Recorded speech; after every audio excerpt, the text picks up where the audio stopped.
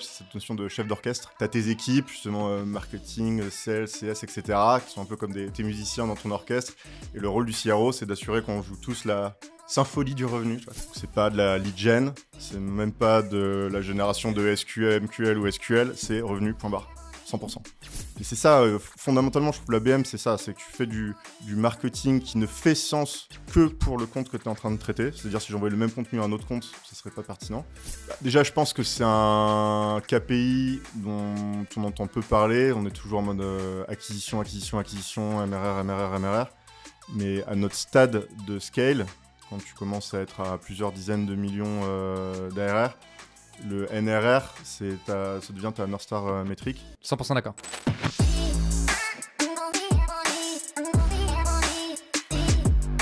Sur les 10 dernières années, on a vu de plus en plus de boîtes recruter des growth hackers, un nouveau rôle que beaucoup imaginent comme un magicien de la croissance, au maître de l'acquisition, de la rétention, du revenu, bref, d'un peu de tout. Et puis ces dernières années, on a vu un nouveau rôle de plus en plus présent dans les boîtes également, celui de CRO, donc Chief Revenue Officer, généralement en charge des équipes marketing et sales, et donc de la croissance également. Alors, quelle différence avec le growth? Pourquoi ce rôle est utile? Quelles sont ses tâches au quotidien? C'est ce que j'ai voulu savoir en invitant Michael, le CRO de Agicap, le logiciel de gestion de trésorerie qui a levé 100 millions en 2021.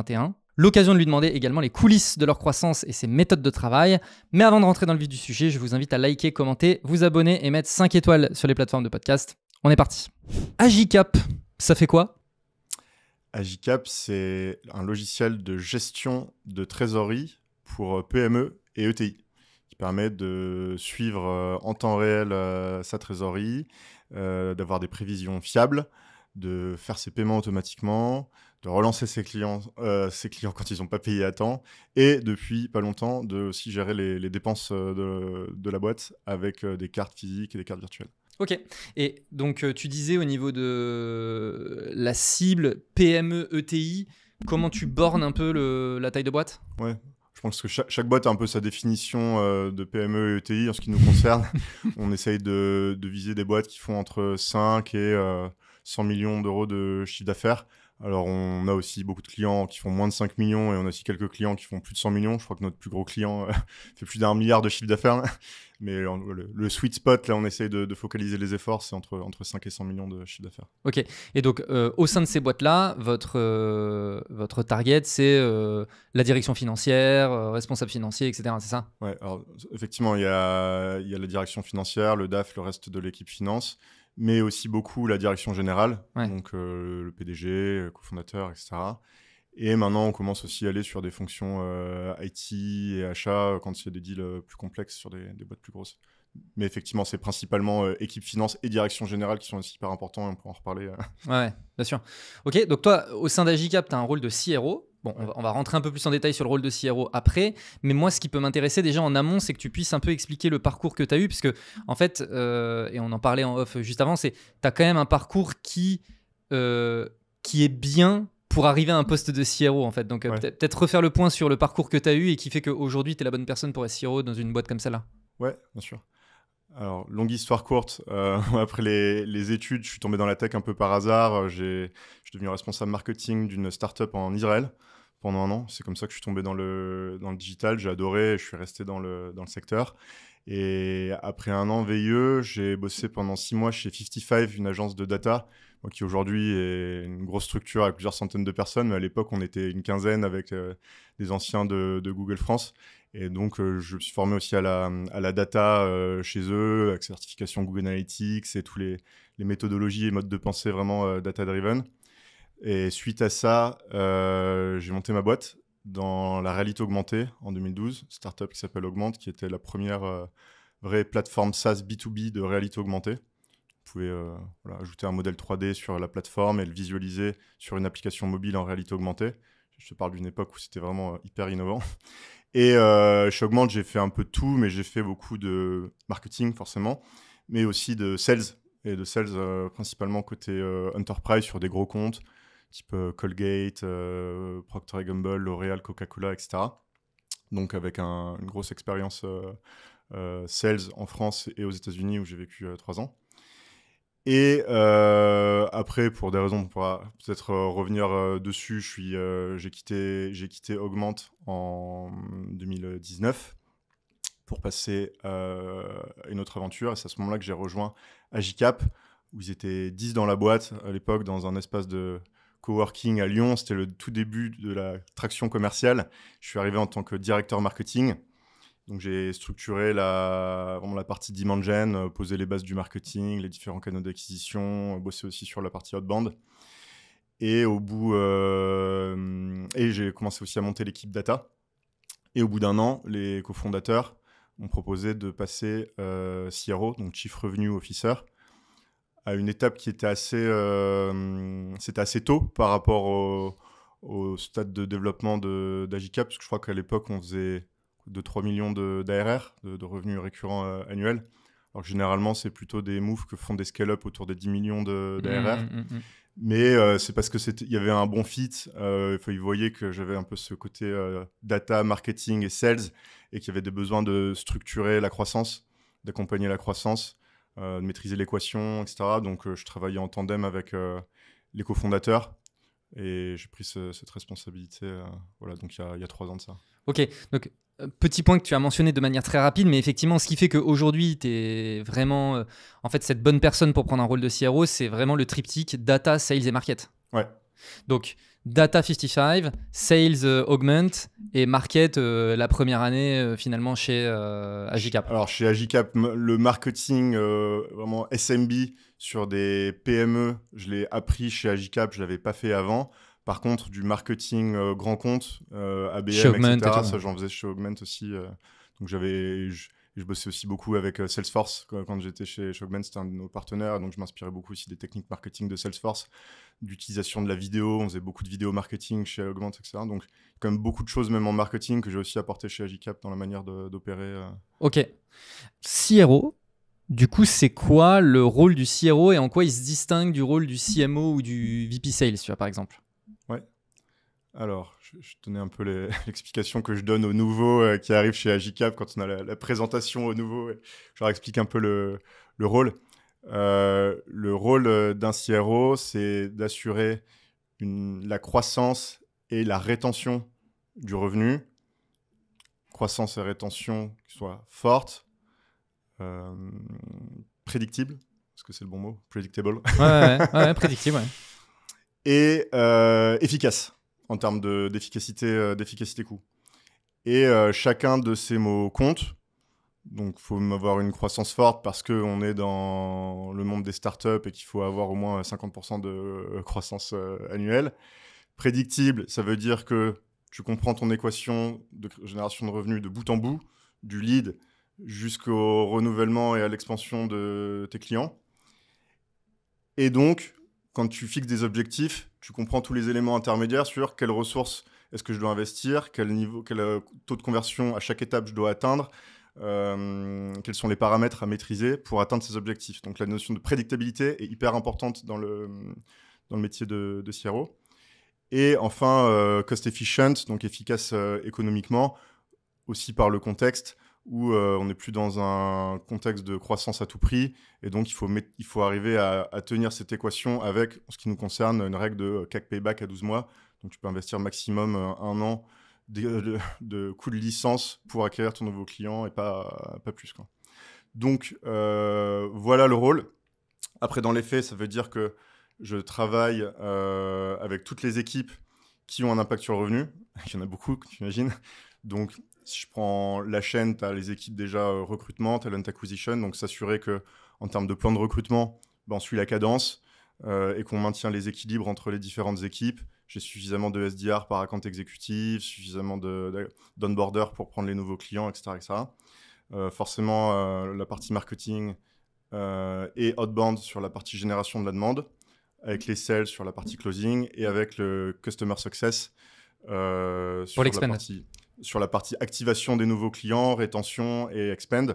Et après, il y a toute la partie revenue operations où on a des revenue ops managers, l'équipe data et l'équipe CRM, où là, c'est un peu toute l'infrastructure, l'architecture pour s'assurer justement que de bout en bout, tu as un système carré qui tient et qui te permet de piloter ta croissance. Ok, je challenge juste un petit point qui est notamment... Alors, je te donne ma vision des choses et c'est là-dessus que ça m'intéresse d'avoir ton avis.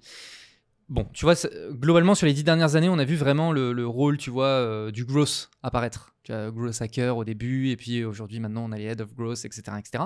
Et en fait, si tu prends vraiment la définition un peu originelle, tu vois, growth hacking avec le R, etc., etc., pour moi, en fait, le rôle qu'a aujourd'hui le CRO, c'est le rôle aurait toujours rêvé d'avoir le head of growth, tu vois, mais qui n'a jamais réussi à passer sur l'étape stratégique du C-level. Tu vois ce que je veux dire?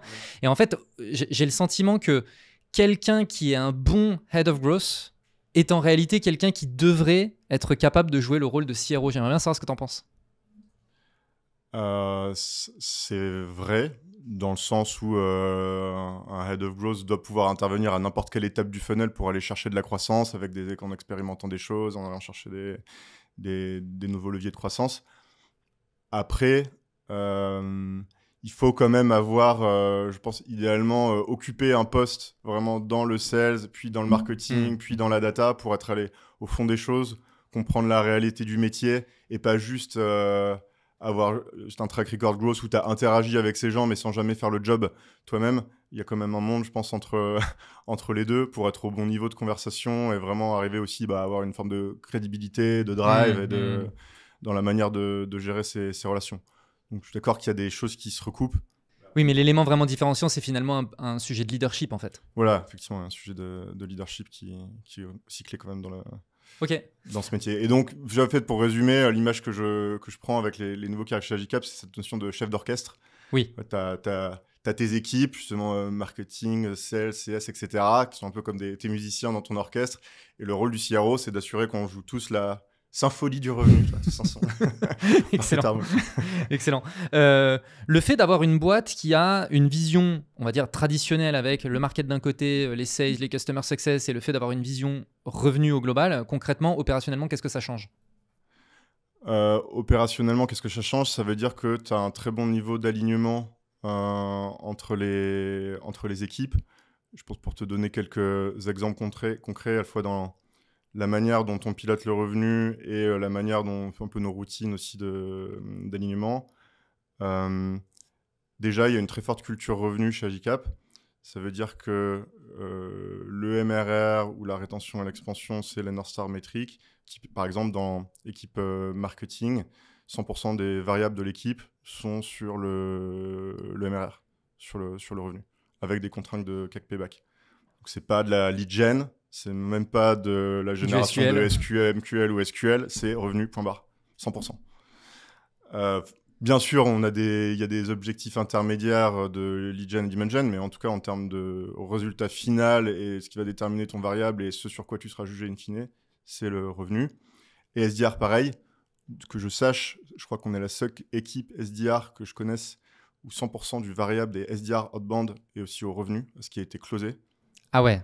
Tu peux avoir booké 150 démos dans le mois. Si tu n'as généré que 1 000 € de MRR, tu auras moins que celui qui en a peut-être booké 10 démos, mais qui a fait 3 000 € de MRR. Donc, c'est 100% au revenu. Et pareil, côté Customer Success, on a créé des métriques spécifiques. Par exemple, ce qu'on appelle l'OMRR pour le Onboarded MRR. Donc, le MRR qui a été activé, qui a été onboardé.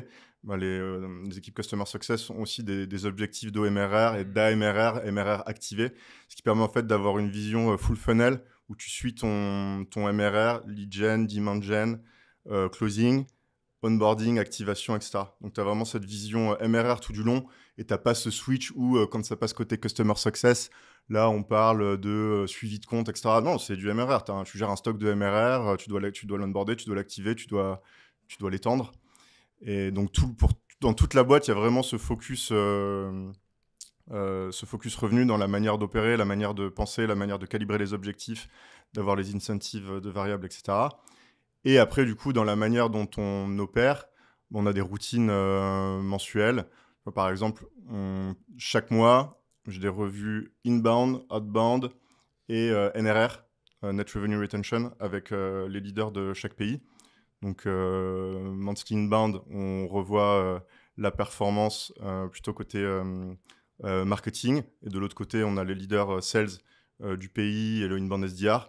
Donc, on revoit la perf avec un niveau d'alignement demand gen et MRR. Est-ce qu'on est bon, est-ce qu'on n'est pas bon, qu'est-ce qui va pas et quel est le plan d'action pour le mois prochain. Pareil côté outbound. demand gen, closing, qu'est-ce qui marche pas, quel est le plan d'action. Et côté NRR, avec les directeurs Customer Success, ce qu'on appelle les COO locaux, où on revoit la performance en termes de rétention, le churn, l'expansion, qu'est-ce qui marche avec ça.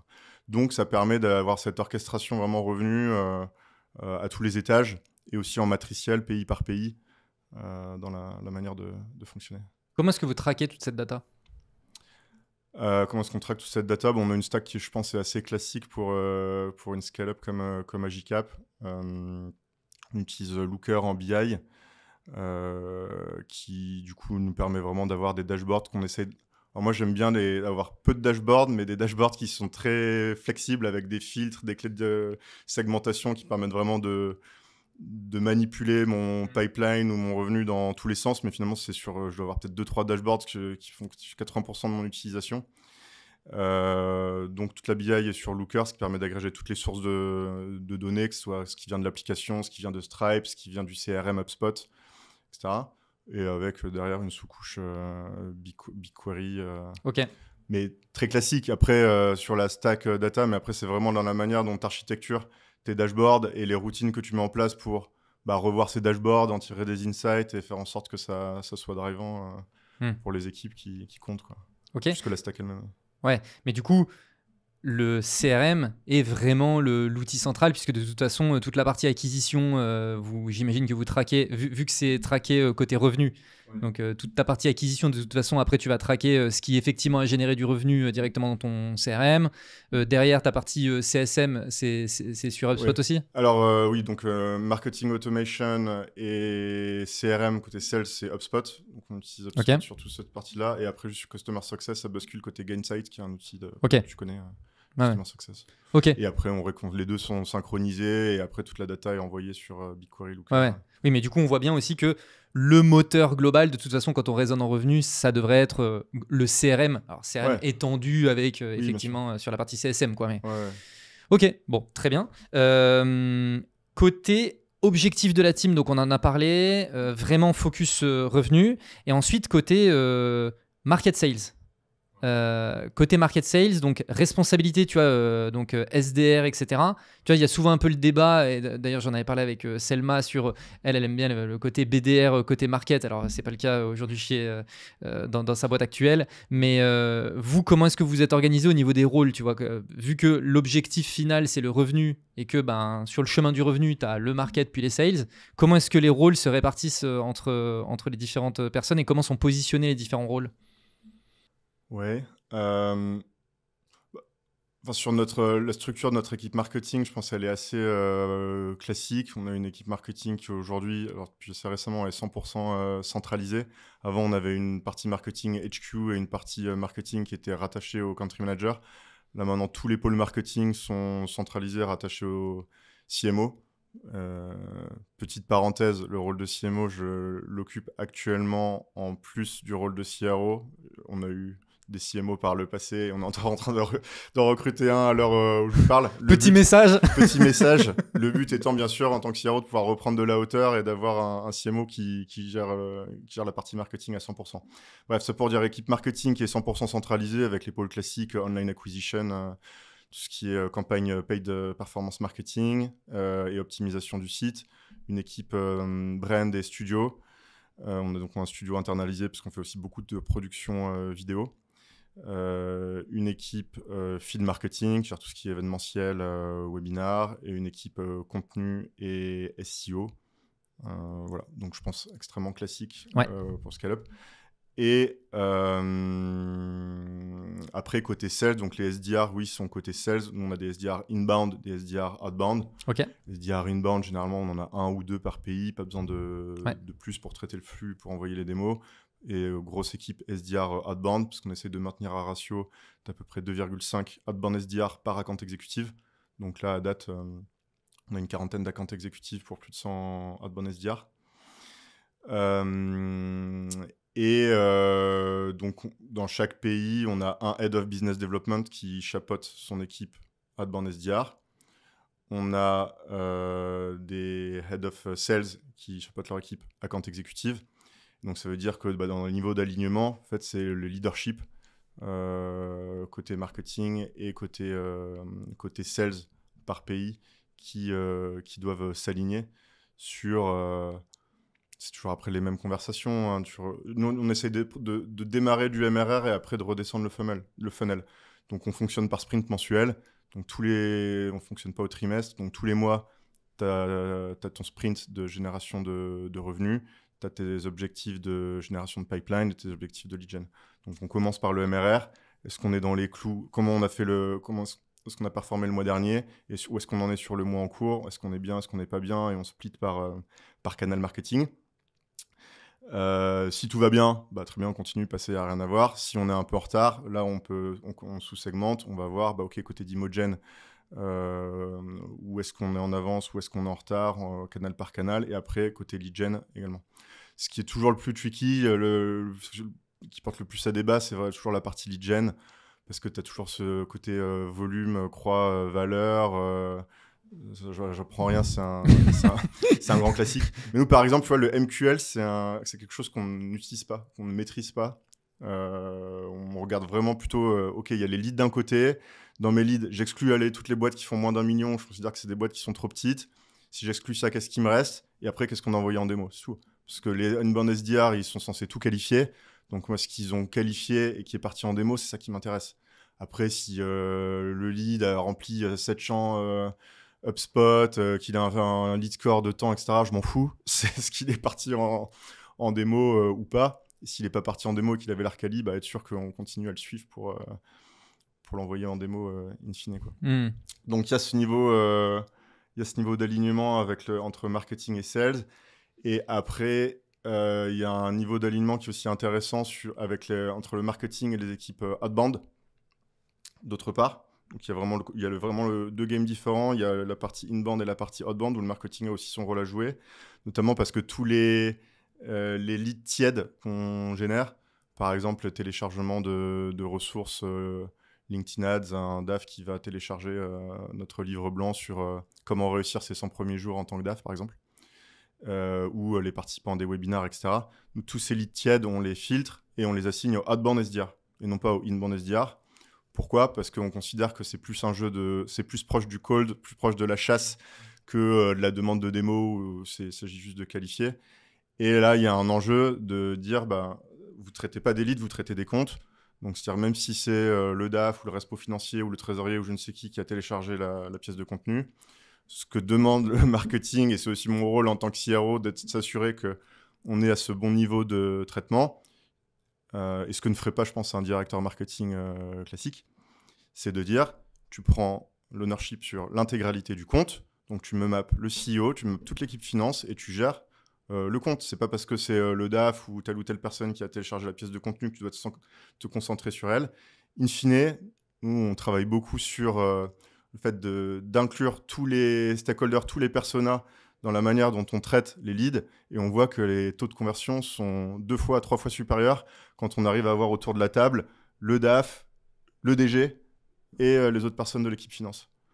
Et donc, mon travail, c'est d'être sûr que dans le traitement sales, on va aussi à ce niveau de détail et de maîtrise sur la qualité de traitement des leads du marketing.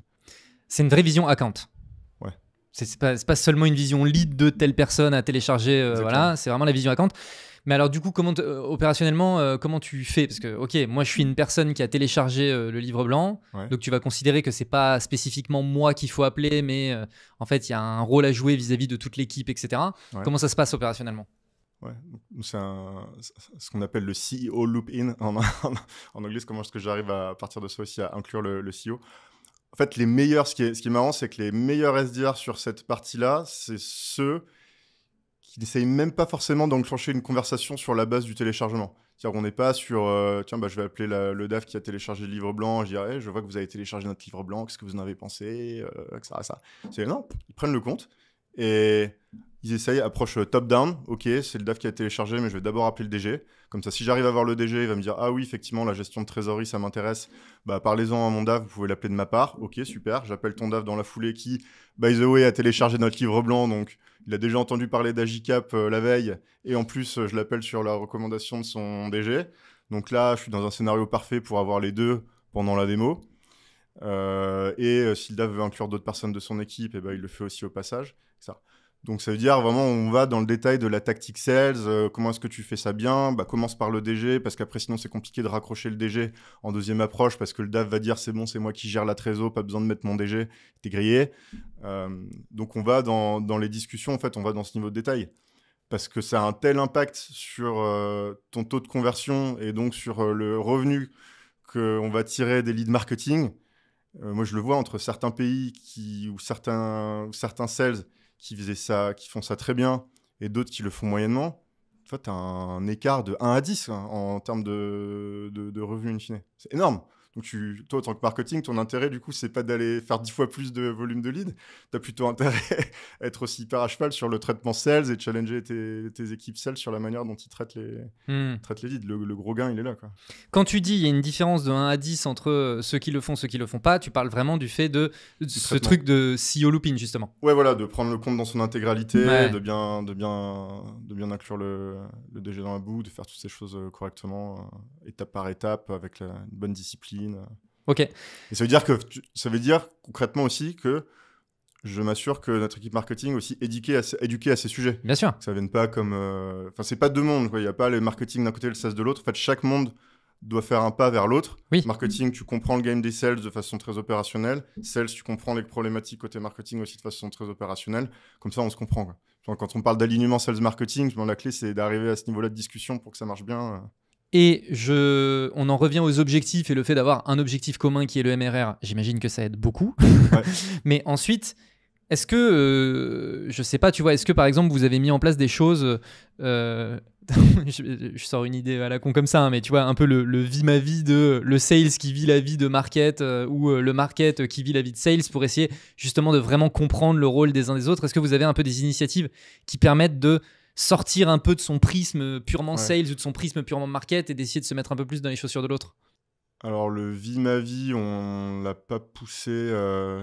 J'ai entendu certaines boîtes, ce serait intéressant de faire l'exercice qui faisait faire du call leur équipe marketing. Ouais.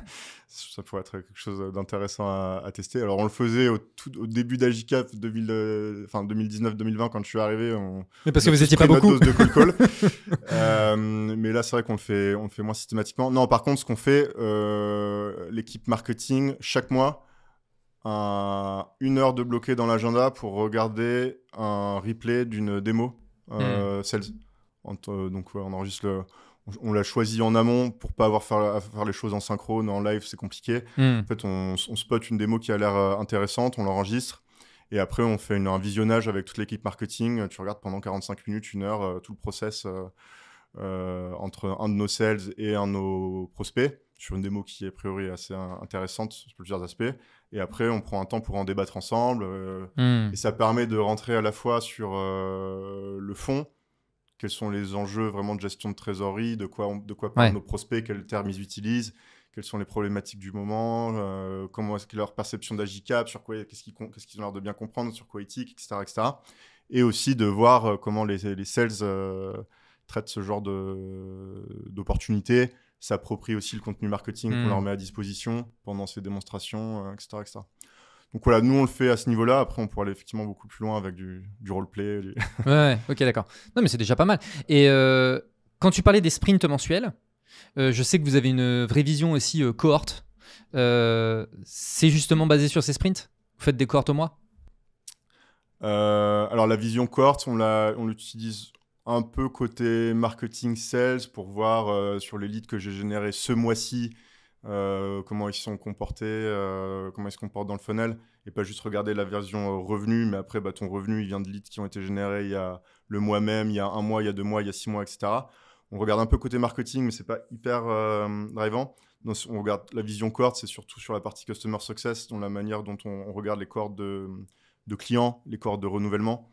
Pour là être sûr qu'en termes de rétention, de net rétention, qui est un autre KPI dont on va reparler, qui est hyper important et je pense qu'il est mal connu et mal compris, comment les cohortes de clients et de renouvellement se comportent. Du coup, tu as gross retention, tu as net retention, tu regardes tes gros clients stratégiques, tes petits comptes, etc. Tu vas un peu la segmenter dans tous les sens et tu suis l'activation et la rétention de tes cohortes. Donc c'est plus côté CS vraiment que Ok.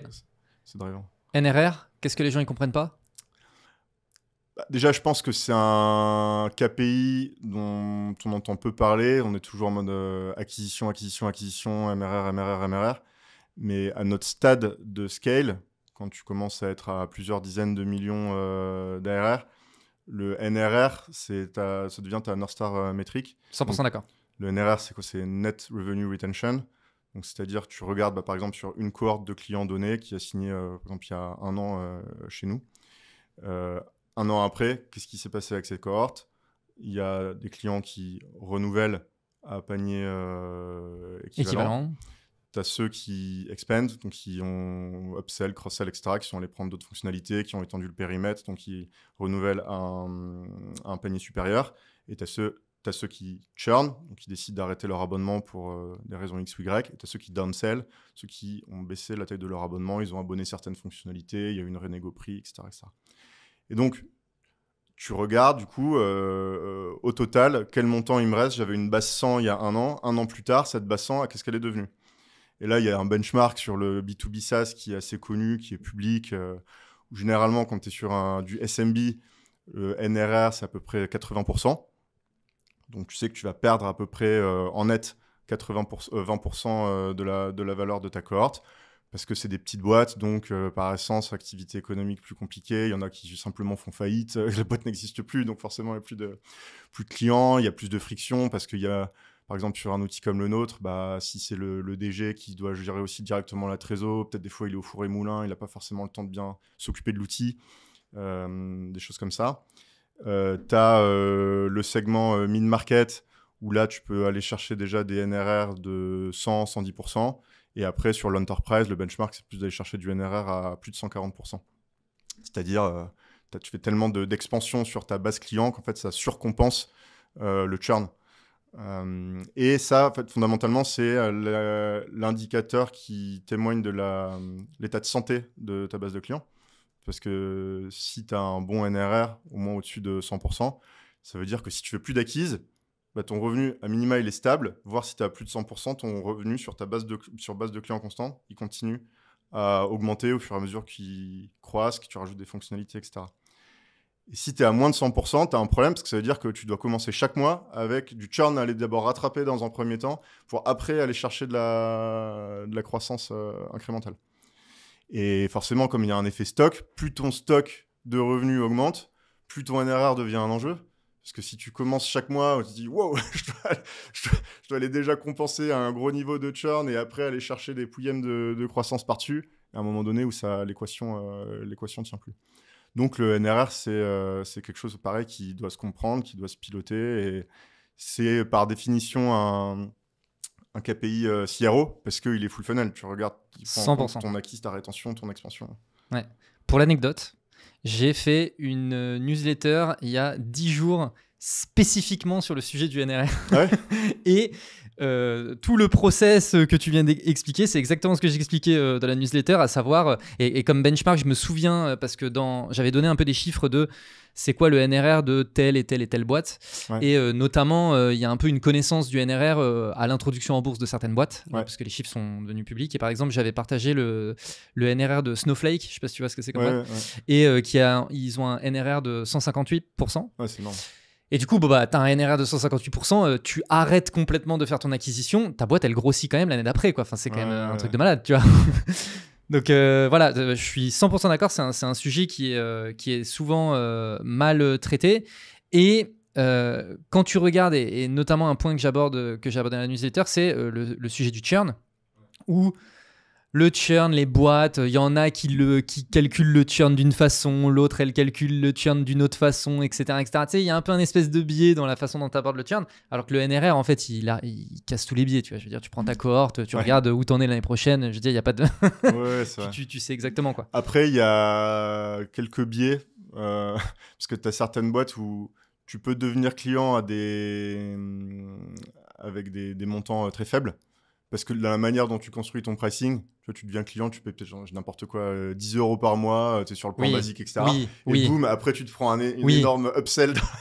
Du coup, après, tu peux... C'est pour ça qu'il faut regarder quand même le NRR et aussi l'acquisition et le revenu. C'est facile de dire, regardez, j'ai 300% de NRR. Je dis, ouais, ok, d'accord, tes gars, ils ont signé à 10 et ils sont à 30. C'est le plan startup de HubSpot à moins 95% la première année. Ouais, voilà. Mais HubSpot, c'est un cas intéressant. D'ailleurs, sur le NRR, ils étaient à 80%, je crois, de NRR il y a quelques années. Et maintenant qu'ils vont plus up-market aussi, ils transitionnent aussi du SMB vers de plus en plus du mid-market et ils vont gratter des comptes à Salesforce. Ils ne sont pas encore enterprise, mais ils arrivent à avoir des plus grosses boîtes. Je crois qu'ils sont à plus de 100% de NRR, voire 110. Je fais exact, mais du coup, même une boîte comme HubSpot, ça a été un enjeu pour eux d'améliorer leur Bien NRR, sûr. quoi. Et justement, alors si on prend un peu, tu vois, les différents segments que vous adressez, parce que vous, là, en fait, aujourd'hui, vous adressez, donc tu dis PME, ETI, ok, mais en fait, si on prend un peu la classification, on va dire, un peu classique qu'utilisent la plupart des startups scale-up, vous adressez le SMB, le mid-market et l'enterprise, parce que, je veux dire, 100 millions de revenus, on est... Non, franchement, non, enterprise, alors il y a différentes définitions, mais c'est plus de 500 millions, voire plus d'1 milliard de chiffre d'affaires. Donc nous, enterprise, c'est vraiment pas notre... Ok, donc toi, en fait, tes expériences enterprise, c'est surtout avec ton expérience d'avant avec Movement, c'est ça? Ouais. Mais du coup, tu as eu l'occasion de voir le full scope. C'est quoi un peu les différents enjeux sur les différentes typologies de boîtes? Tu veux commencer par quel segment? SMBs. SMBs. Alors, SMB, c'est quelque chose que j'ai vraiment appris chez Agicap. Ce qui est intéressant, c'est qu'au début, j'avais une approche assez segmentée du SMB. Donc, on essayait de créer des campagnes par vertical métier. On faisait des campagnes restaurateurs, des campagnes pour les industriels, etc., etc. Et en fait, aujourd'hui, je pense que les lead gen SMB, c'est, en tout cas sur la partie paid marketing, c'est du bon contenu et de l'algo. C'est-à-dire, nous, notre playbook sur le SMB, c'est on crée du super contenu vidéo et non vidéo, mais on fait beaucoup de contenu vidéo. Je crois qu'on doit être la scale-up avec le plus de cas clients que je n'ai jamais vu. Parce que justement, nos cas clients vidéo, c'est pas du sales enablement où t'en fais quelques-uns pour les sales, ils sont contents et t'arrêtes. C'est le cœur de la machine lead gen SMB. Donc mes cas clients de 2 minutes, je les reformate en pub de 20 secondes, que je peux retravailler dans tous les sens. C'est le moteur de ma stratégie d'acquisition SMB. Et après, je les pousse en display sur Facebook, sur LinkedIn, sur du retargeting. Et en fait, Facebook, au début, par exemple, sur Facebook Insta, on faisait des campagnes segmentées. Et les account managers de Facebook ont dit arrêtez, en fait, laissez faire l'algo. Je ne sais pas laisser faire la police, c'est laisser faire l'algo. Vous mettez juste vos contenus, vous créez une audience très large. De lookalike, d'audience native, de ce qui vient de votre CRM, etc. Et vous allez voir, la performance va être mieux que si vous essayez de segmenter, de sursegmenter en campagne. Et c'est vrai. Donc, SMB, ce qui est intéressant, c'est qu'on a eu ce mouvement de quelque chose d'assez segmenté à quelque chose de plus large, du contenu, et laisse l'algo faire son travail. Ensuite, le mid-market. Donc là, on s'y met chez Agicap parce qu'on est aussi dans une phase de transition up-market. Là, l'enjeu sur le mid-market, c'est quoi? C'est d'arriver à... C'est compliqué. Je pense le mid-market, je pense que ça doit être le plus compliqué parce que c'est en entre-deux, justement, entre le SMB et l'enterprise, et tu as moins de playbook. Enfin, c'est assez hybride comme segment. Là, c'est typiquement, ok, je veux couper les boîtes plus petites que je récupérais avec mon playbook SMB, ça je veux couper. Donc ça veut dire les canaux qui me permettent pas de bien cibler, ou l'algorithme qui fait certes son travail, mais qui me ramène aussi beaucoup de leads que je ne veux plus. Comment est-ce que j'arrive à couper les plus petits et ne pas aller sur les trop gros comptes pour focaliser les efforts juste sur mon total addressable market, marché adressable, mon TAM. Et donc là, ce qu'on a fait, par exemple sur la partie marketing paid, on cible d'abord avec LinkedIn et parce qu'avec les critères de taille de boîte, de CA, c'est l'avantage de LinkedIn. L'avantage de LinkedIn, c'est que tu peux bien cibler. Et après, par contre, tu fais du reciblage massif. Donc, tu cibles en première approche sur LinkedIn, après, tu retargetes tous canaux. Là, tu peux quand même mettre du Facebook, Insta, du YouTube, du ce que tu veux, parce que c'est juste du retargeting d'une audience qui a déjà été bien ciblée en amont. Pareil, ça peut être même avec des contenus aussi vidéo, des white papers, qui sont aussi eux-mêmes adaptés pour ton audience mid-market. C'est-à-dire que tu montes plus le patron d'une boîte de 10 employés qui galère avec son Excel et qui gère sa trésor comme il peut. Tu vas plus mettre en avant le DAF et le DG d'une boîte de 20 millions, où tu as déjà une grosse équipe finance avec des enjeux de consolidation, de gestion du risque, etc., etc. Donc, ton contenu change aussi et tes tactiques marketing de ciblage changent aussi. Et l'autre truc en mid-market qu'on commence à explorer, donc là, je pourrais t'en dire plus peut-être dans un an ou deux, c'est la partie account-based marketing et intent-based marketing. Donc, on est en train de regarder des plateformes, Six Sense, Demand-based, etc., voir dans quel sens on va aller. Mais ce qui te permet de rajouter une autre couche de pub sur la base de liste de comptes. Ok, j'ai pas moi, 300 000 boîtes en Europe qui sont dans mon Total Addressable Market. Ok, j'ai ces 300 000 boîtes dans ma plateforme et je veux pousser de la pub uniquement à ces boîtes et je veux qu'elles me voient sur Le Figaro, sur Les Échos, sur Allociné quand tu vas voir ta prochaine bande-annonce de film. Boum, tu vas te prendre une vidéo pré-roll d'Agicap parce que tu es dans cette boîte. Et ils te permettent de faire de l'intent-based, donc aussi de capter les signaux de ton marché. Tiens, le DAF de cette boîte, il allait lire un article sur Forbes sur la gestion de trésorerie dans des temps de taux d'intérêt qui augmentent. Celui-là, je peux capter ce signal qu'il y a quelqu'un de cette boîte qui a lu cet article et donc moi je peux aller targeter la boîte et je peux aller mettre mes outbound SDR sur cette boîte en priorité plutôt que leur chasse à froid random sur d'autres comptes. Donc ça, c'est le nouveau grand chantier chez nous, d'arriver à maîtriser cette partie intent-based marketing et account-based marketing sur un marché plus large. Et après, l'enterprise, qui était donc là plutôt chez Augment. Je te prends un exemple concret. Mondelez, je crois qu'il est dans le top 5 de la grande conso, des marques de chocolat, ils ont Milka, Toblerone, Lu, un truc énorme. Beaucoup de choses. Boîte américaine, qui fait plusieurs dizaines de milliards de chiffre d'affaires. Ouais. Comment, d'un point de vue... ça veut dire quoi faire de l'ABM sur une boîte comme ça? Parce qu'on dit, ah oui, l'ABM, c'est tu fais de l'hyper-personnalisation, machin. Je dis, ok, cool, mais ça fait quoi concrètement? Tu fais quoi? Donc, quand tu prends une boîte comme ça, et moi, ça fait partie des quelques contrats à 6 chiffres que j'ai pu signer avec des boîtes comme ça. Hyper-personnalisation, qu'est-ce que ça voulait dire? Ça voulait dire que je crée une vidéo en montant en avant leur produit en réalité augmentée. Donc, j'allais créer des modèles 3D. Le cas d'usage, c'était d'aller placer des éléments de merchandising, des présentoirs, etc., dans des magasins. Ton énorme présentoir pour ton opération Milka chez Carrefour, par exemple. Pack. Donc, on allait créer en amont leurs produits en 3D. J'allais dans le magasin et je tournais une vidéo. En fait, je me faisais dans la peau d'un commercial de chez eux. Je filme, je monte la vidéo. Je fais une vidéo hyper quali de 2 minutes. Je rajoute des petits chiffres de ROI. On a réussi à faire plus 35% sur le taux de placement avec tel et tel client. Et voilà, en termes d'expérience utilisateur, ce que ça pourrait donner avec vos produits. J'envoyais ça à une vingtaine de decision makers que j'avais identifiés chez eux. Et là, tu as un mix parce que c'est des énormes boîtes. Donc, tu vas avoir des personnes de l'équipe innovation digitale. Tu vas avoir des personnes qui sont en charge spécifiquement des outils d'aide à la vente. Qui peuvent être dans différents bureaux. Est-ce que les gens sont en Europe? Est-ce que les gens sont aux États-Unis, etc. Donc, il faut bien mapper un peu tous les contacts et les portes d'entrée possibles. Et ce qui est marrant, c'est que cette approche directe a permis d'avoir des premiers rendez-vous qui n'ont pas été les bons, parce que j'ai pas eu les bons interlocuteurs, j'ai pas eu les bonnes conversations. Le pire, c'est que c'est des personnes qui pensaient être les bons interlocuteurs, donc ils continuent à te faire avancer dans les conversations. Ils disent, en fait, c'est pas toi, laisse tomber. faut que je trouve une autre porte d'entrée.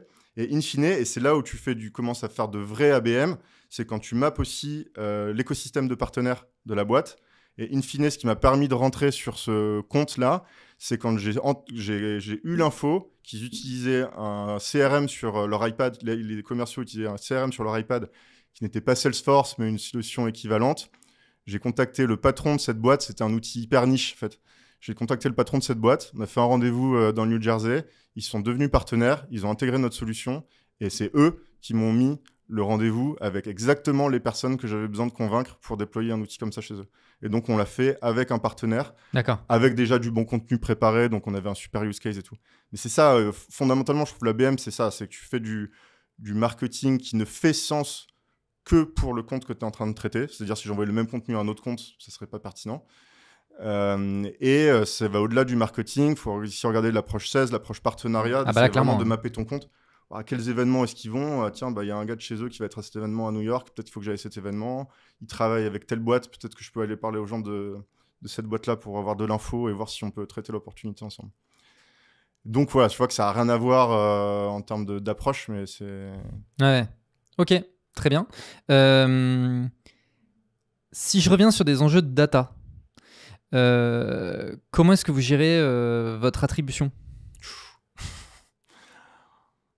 Honnêtement, j'ai peu d'expertise sur le sujet. Enfin, je veux dire qu'on fait les choses, on a les mêmes problèmes que tout le monde et, et on fait les choses assez simplement. C'est de l'attribution last touch avec tous les problèmes que ça.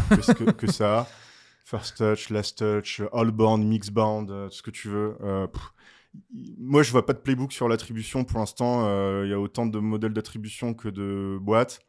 On est en train de se reposer sur les règles pour clarifier des fenêtres d'attribution. En fait, le problème du last touch, c'est OK, last touch, mais pendant combien de temps, quoi? C'est-à-dire si tu as un lead qui est arrivé en inbound via, je sais pas moi, LinkedIn Ads il y a 1 an et demi, et qu'un an et demi plus tard, tu as un autre bon SDR qui appelle le nouveau DAF en call.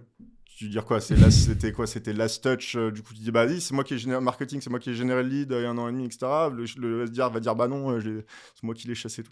Donc, il y a cette notion de fenêtre d'attribution qu'on essaye de travailler pour peut-être s'orienter vers quelque chose comme, je crois que c'est Selma, c'est ça qui Ouais. passait. J'en avais parlé avec elle, une règle intéressante des 6 mois. En fait, tu as une fenêtre de 6 mois. C'est-à-dire que si le marketing a généré le lead, tu es un peu honneur du canal pendant 6 mois. Mais par contre, si ça ne close pas dans les 6 mois, tu rebootes. Et après, c'est le prochain canal qui réactive le lead, qui prend la relève. Bon, après, on ne fait pas de mix où j'attribue X% de la valeur du deal à tel canal, etc. On choisit un canal selon quelques règles simples et pour l'instant, ça marche. Mais c'est vrai que c'est un sujet qui, je trouve, moi, que je trouve assez peu intéressant, assez contraignant, mais enfin qui en même temps qui est nécessaire parce que dans tes calculs de performance, le problème le sujet de l'attribution, c'est aussi que c'est un énorme impact du coup sur tes analyses de CAC payback, de coût par lead, de coût par démo. Et sur tes choix budgétaires aussi annuels, quoi. Ouais, voilà. Enfin, tu vois, pour donner un exemple, hier soir, à 23h30, je veux un deal qu'on a closé à 1 500 € de MRR. Je dis, tiens, en source, il y avait marqué chasse. Donc, c'est un bon SDR, il y avait marqué chasse. Je dis, tiens, c'est bizarre parce que je sais que ce bon SDR travaille justement beaucoup sur les lead tièdes du marketing. Donc, je suis allé voir sur HubSpot, j'ai redescendu la timeline du contact. 13 septembre, le DAF qui télécharge une de nos pièces de contenu. Le 14 septembre, le SDR qui l'appelle. Je dis, hop, t'es sûr que c'est de la chasse? Hop, je switch la source sur HubSpot. Enfin, c'est que des trucs comme ça, quoi. Donc, c'est relou globalement, ouais. opérationnellement, mais ça veut dire que j'ai mon canal Marketing Resource qui a fait plus 1 500 € de MRR. Oui. Et que ça a un impact significatif par rapport au budget que j'ai mis ce mois-ci sur le pays, quoi. Donc, on est obligé de quand même le bien traiter parce que ça fait bouger beaucoup les lignes ah bah oui. en performance coût. Ouais, ok. Le sujet du budget, parce qu'en plus là c'est la bonne période de l'année, tu vois, pour parler des sujets budget market, machin. Ouais. Comment est-ce que vu que toi tu as une vision CRO, est-ce que déjà c'est toi qui t'occupes, enfin oui, mais en fait maintenant tu es aussi le CMO, donc c'est toi qui t'occupes du budget market. Ouais. Mais comment est-ce que tu gères, tu vois, cette création de budget market entre, je sais pas, demand capture, demand gen, etc. C'est quoi un peu les réflexions que tu as sur la construction de ton budget? Je regarde d'où on part. Et là, la réflexion, je suis en train de bosser dessus sur le budget 2024. Il y a un objectif de génération de revenus d'une part, mais comme je disais, il y a aussi l'objectif de performance coût, les fameux 12 mois de CAC payback. Donc là, moi, mon objectif 2024, c'est principalement d'aller gagner de l'efficience, mais pas d'être hyper agressif en génération de revenus côté marketing. En gros, si j'arrive à maintenir la même génération de revenus, ou d'aller chercher un peu d'incrémental, mais de façon raisonnable sur 2024, mais par contre en améliorant significativement mon efficacité, je serai content. Donc l'arbitrage, on est en train de le faire dans ce sens. Et ça veut dire quoi? Ça veut dire je vais avoir un budget 2024 qui est peut-être à peu près équivalent à ce que j'ai en 2023, mais par contre, je vais aller faire des arbitrages entre des canaux. Notamment, je veux aller lancer l'account-based marketing, l'intent-based marketing. Donc, je vais devoir aller réallouer des poches budgétaires sur ces nouveaux canaux. Je veux accélérer sur la partie customer marketing et je veux pouvoir aussi aller tester des campagnes ABM sur ma base client. Donc, je vais devoir aussi allouer des budgets. Je veux accélérer sur la partie partner marketing. Il faut aussi que je mette des budgets pour aller recruter des nouveaux partenaires, etc. etc. Et donc, je ne vais pas avoir X millions en plus par rapport à 2023. Donc, il faut que je fasse des arbitrages. Et je regarde aujourd'hui quels sont mes canaux qui fonctionnent le moins. Et je vais aller réallouer des poches, des poches depuis ces canaux-là, quoi. Donc là, je suis plus on est plus dans une dimension où budget à peu près équivalent, on va chercher en efficacité et du coup, on fait des transferts d'un canal à l'autre pour aller tester des nouveaux canaux qui, a priori, sont plus pertinents pour du mid-market. Ouais. Mis en parallèle du NRR et du focus sur le fait que voilà, il faut aller chercher. Et après, on reste flexible, c'est-à-dire que là, on donne un peu une direction pour 2024 pour calibrer les choses à la grosse. Mais on se garde des marges de manœuvre pour pouvoir changer au mois le mois ou au trimestre. Si tu vois que, je sais pas moi, tu avais prévu peut-être une petite ligne budgétaire pour tes campagnes d'ABM et que tu vois que ça cartonne, tu dis bon, ok, je fais x2, je fais x3, je fais x4. Et ça peut venir en budget supplémentaire si on ne veut pas non plus ronger dans l'os sur les autres canaux. Donc on garde quand même de la flexibilité, mais tant que l'équation économique tient, quoi. Ouais. Donc, ce budget, il change au vu de, encore une fois, si tu es en train de surperformer complètement, on est prêt à mettre un peu plus de budget, c'est un peu ça la logique, quoi. Ouais, exactement. Mais comme on l'avait fait dans les débuts d'Agicap, le paid marketing, à l'époque, je me rappelle, on l'avait lancé avec un budget de 5 000 € par mois, même à une époque où on se disait, franchement, sur une cible SMB, même voire TPE, l'équation devait être compliquée vu le coût des leads, etc. On avait des vrais doutes sur le fait que ça puisse se prendre. Avec une équation raisonnable. Donc on dit ok, je crois que ça doit être décembre 2019, je pense. Premier budget paid marketing, 5 000 €. Je mets 5 000 sur Facebook Ads, tu vois comment ça se comporte. Boum, au bout de 2 jours, on close déjà un client à 4 000 €. Je dis, ok, en 2 jours, j'ai déjà remboursé quasiment mon budget. Je me rappelle, premier client Facebook Ads, c'était un groupe de pompes funèbres. Tu vois, sympa. Oui, ça marque.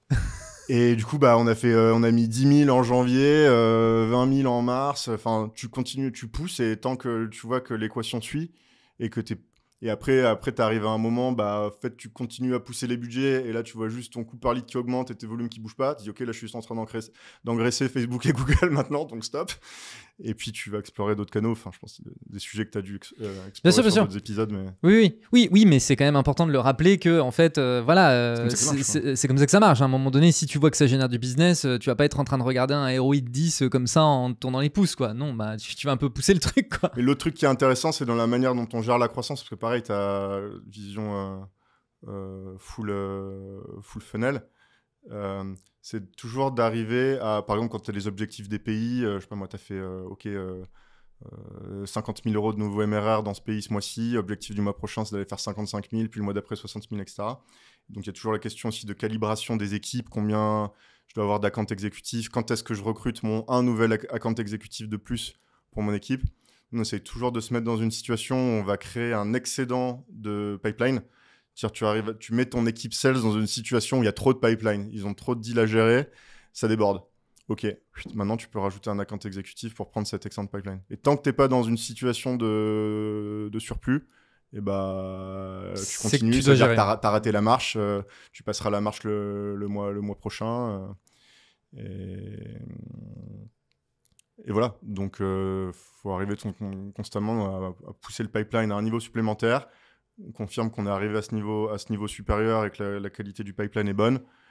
Et pour pousser côté sales, pour aussi passer cette marche côté sales, et après Customer Success, ok, j'ai aussi mon nouvel onboarder à recruter pour aller prendre en charge les nouveaux clients. Et tu gères tes étapes de croissance comme ça. Ok. Je reviens aussi sur le côté dashboarding. Tu disais comme quoi, toi, globalement, ton dashboard, il est très simple. Tu vois, il y a 2-3 trucs que tu regardes. Alors, c'est flexible, j'ai bien compris. Ouais. mais il ressemble à quoi ? C'est quoi le CRO dashboard ? Tu vois, parce qu'il y a un peu le sujet du CMO dashboard. C'est quoi le CRO dashboard ?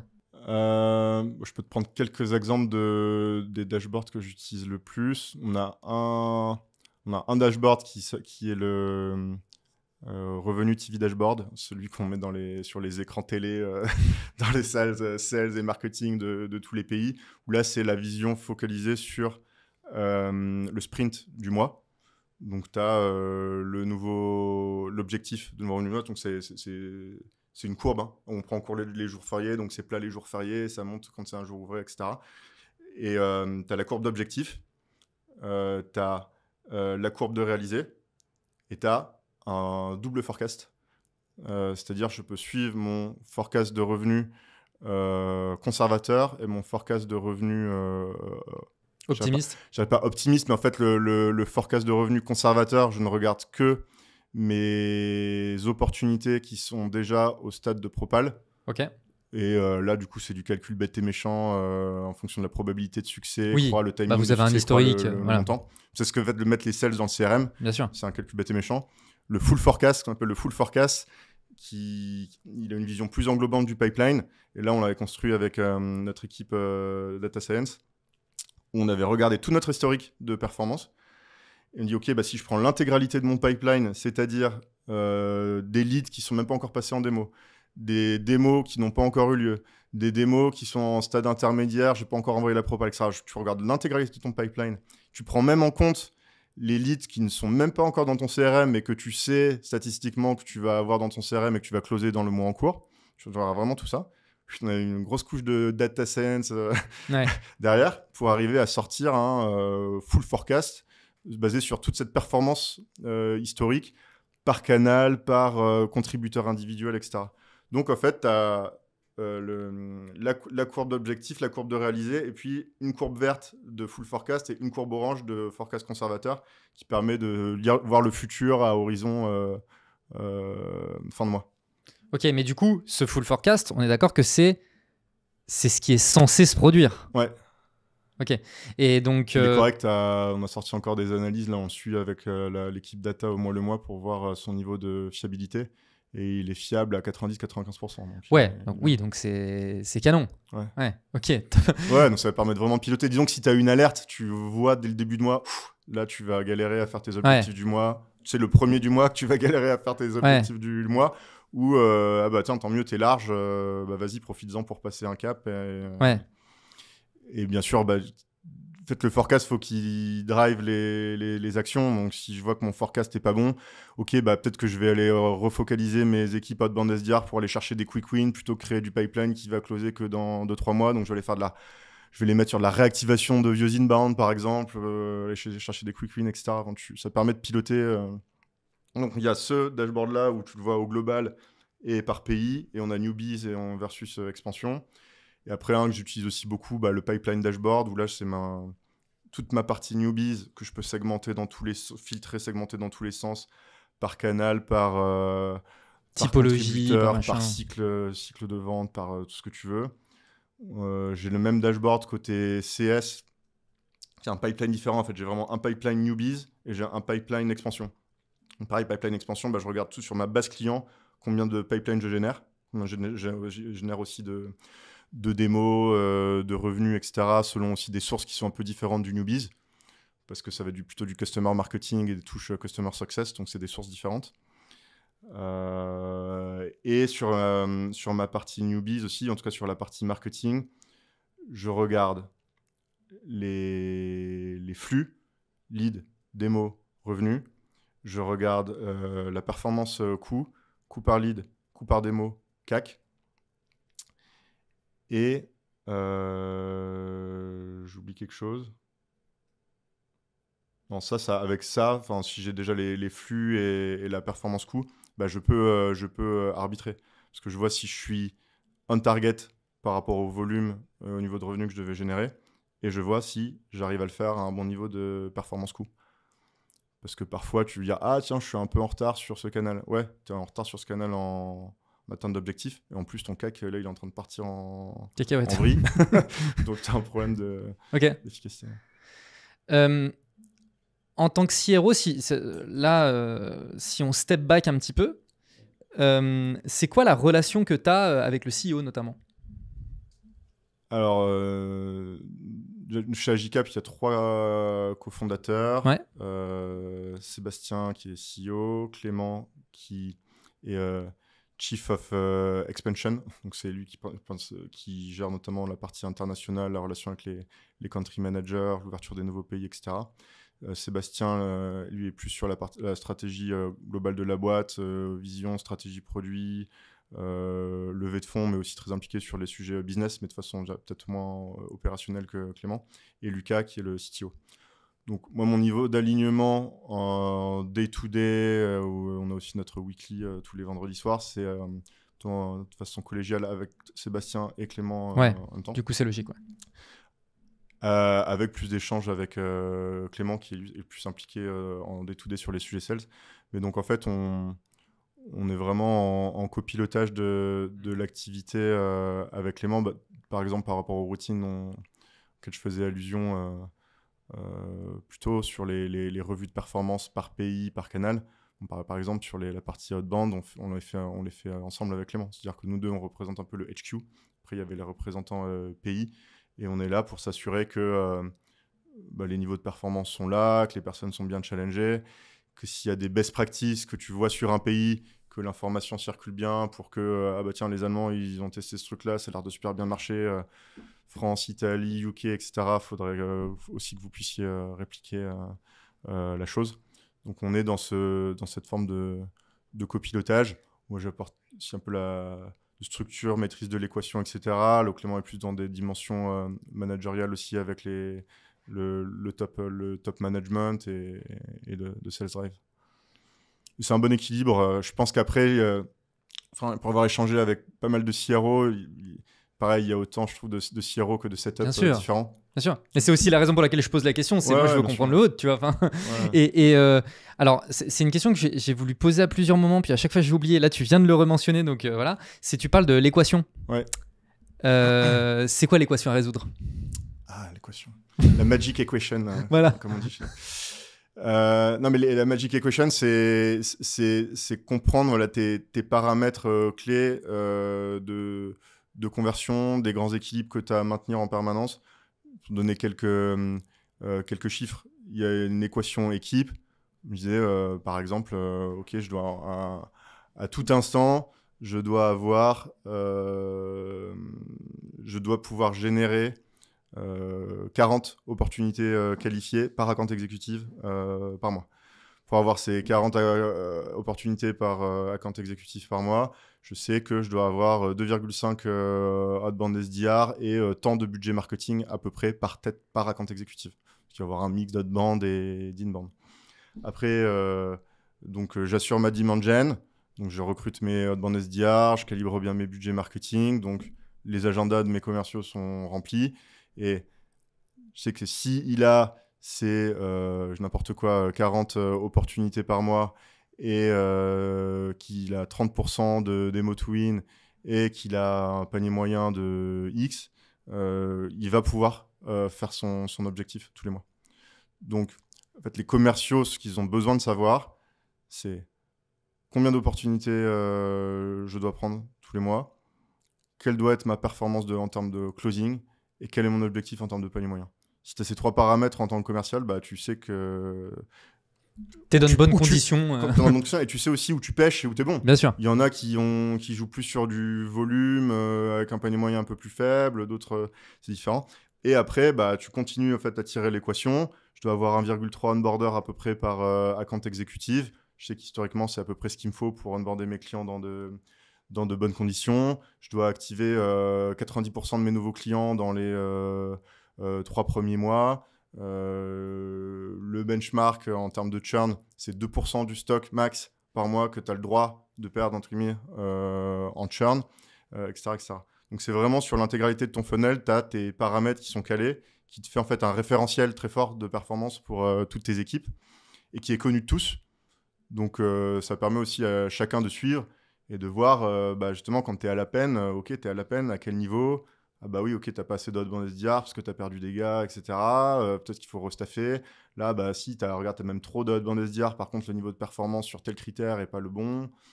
tu galères côté customer success, tu as des problèmes de churn, etc. Bah, quel niveau de la chaîne d'onboarding, d'activation, est-ce que ça pêche? Donc c'est pour ça que c'est hyper... Et ça, c'est une équation qui ne se décrète pas.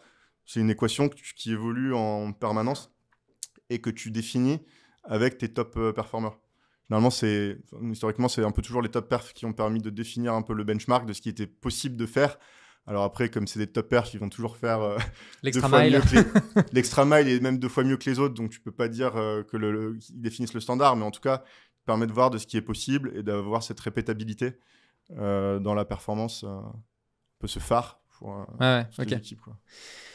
Toi, d'un point de vue organisation personnelle, parce que tu es quand même un peu au four et au moulin, tu vois. Comment est-ce que se répartit ton rôle entre, déjà ne serait-ce qu'entre marketing, sales? Alors encore une fois, on a compris qu'en ce moment, tu as un peu un double rôle, mais en théorie, comment en théorie tu vois ton rôle se diviser entre marketing, sales, CS et entre les différents rôles que tu as?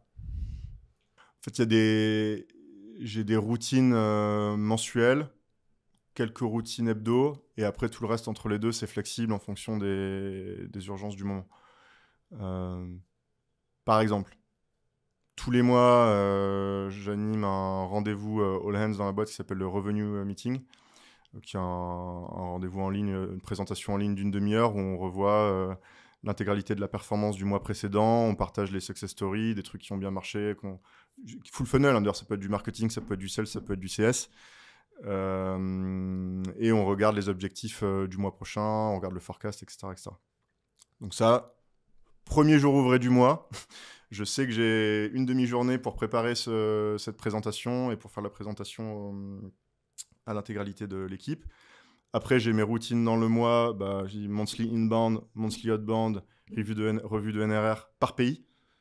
Donc là, on est dans 5 pays. France, Italie, Allemagne, UK, Espagne. Ça fait quand même beaucoup de checkpoints à aller couvrir. Et après, j'ai mes alignements one-on-one avec mes direct reports.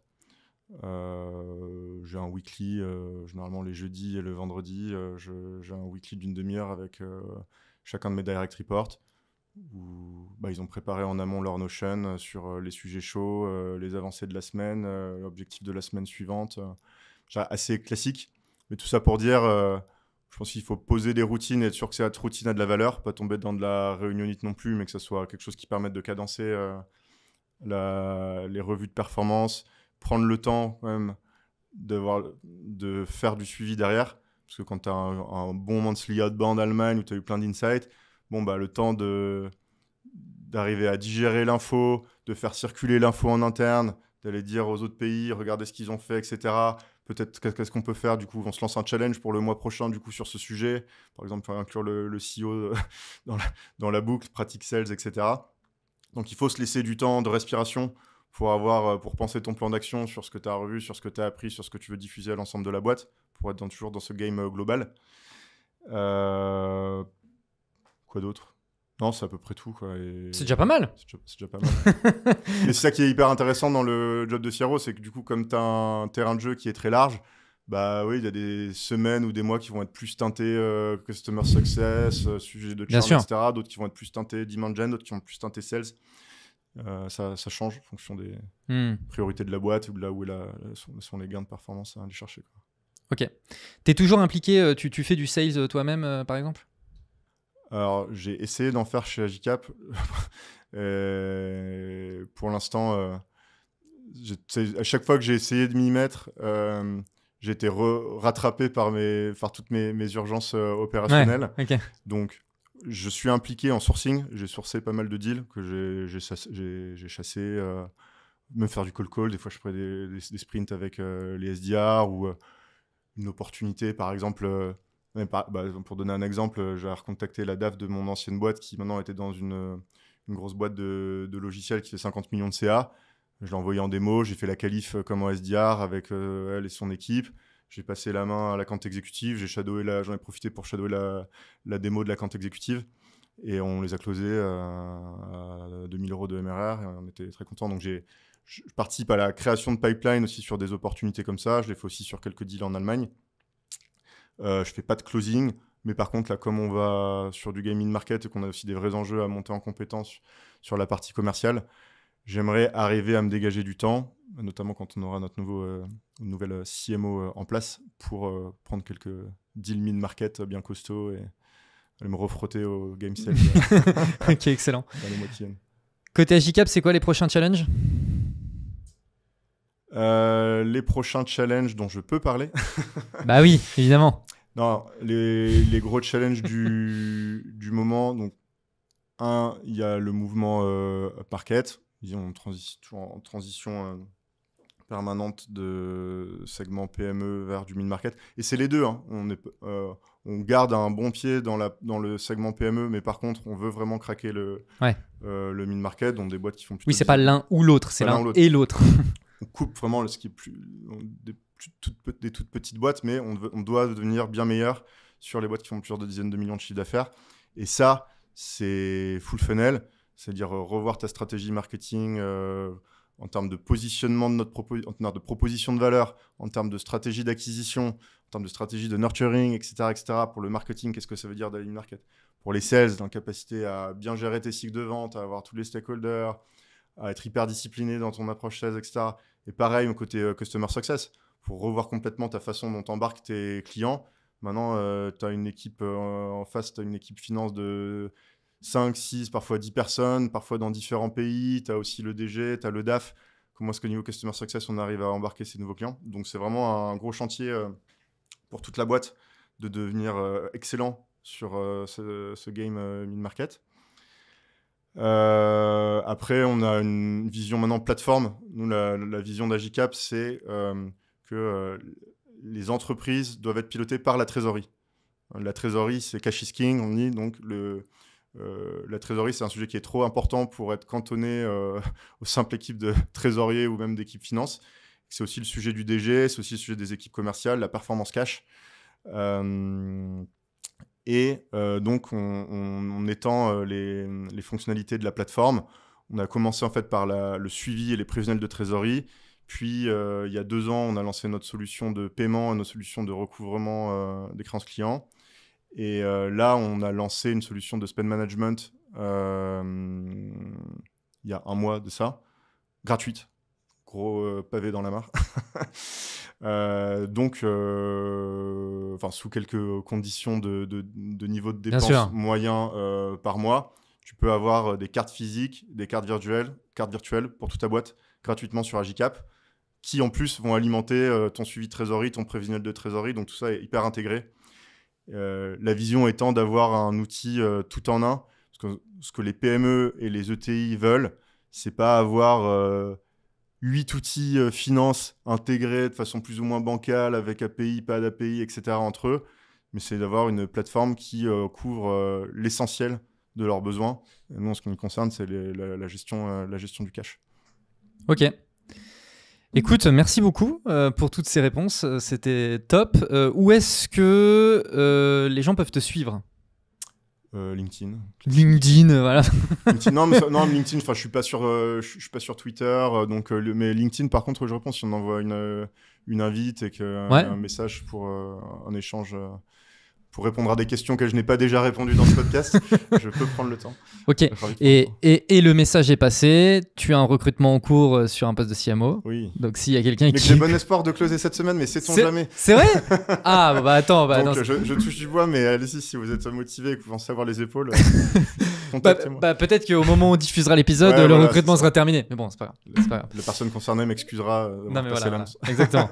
Ok, top. Et merci beaucoup, Mickaël. Pour toutes les personnes qui écoutent encore, like, commentaire, abonnement à YouTube, les 5 étoiles sur les plateformes de podcast. Et on se retrouve très vite. Ciao. Do it! Just do it! Don't let your dreams be dreams. Yesterday, you said tomorrow. So just do it! Make your dreams come true! Just